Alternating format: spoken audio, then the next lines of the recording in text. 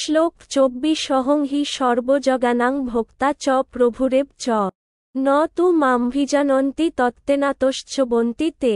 24 অহম আমি, হি নিশ্চয়ই, সর্বসমস্ত, যোগানাম যজ্ঞের, ভোক্তা ভোক্তা, চ এবং, প্রভু প্রভু, এব ও, চ এবং, ন না, তু কিন্তু, মাম আমাকে, অভিজানন্তি জানে, তত্ত্বেন স্বরূপত, অতএব, চন্তি অধঃপতিত হয়।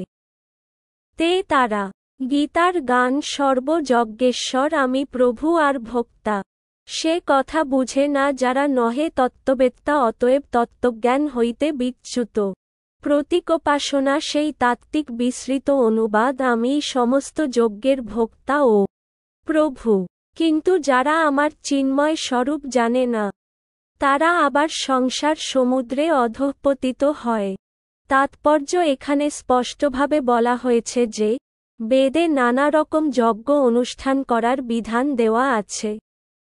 কিন্তু সেই সমস্ত যজ্ঞের যথার্থ উদ্দেশ্য হচ্ছে পরমেশ্বর ভগবানের সন্তুষ্টি বিধান করা। যজ্ঞ শব্দের অর্থ হচ্ছে বিষ্ণু।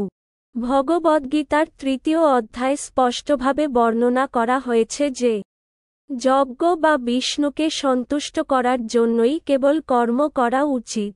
বর্ণাশ্রম ধর্ম নামক মানব সভ্যতার পূর্ণতা প্রাপ্তির উদ্দেশ্য হচ্ছে বিষ্ণুকে তুষ্ট করা। তাই, শ্রীকৃষ্ণ এই শ্লোকে বলেছেন, সমস্ত যজ্ঞের একমাত্র ভোক্তা হচ্ছি আমি, কারণ আমি হচ্ছি পরম প্রভু। তবু অল্প বুদ্ধিসম্পন্ন মানুষেরা এই সত্যকে উপলব্ধি করতে না পেরে সাময়িক লাভের জন্য বিভিন্ন দেবদেবীর উপাসনা করে। তাই, তারা সংসার সমুদ্রে পতিত হয় এবং জীবনের যথার্থ লক্ষ্যে পৌঁছতে পারে না।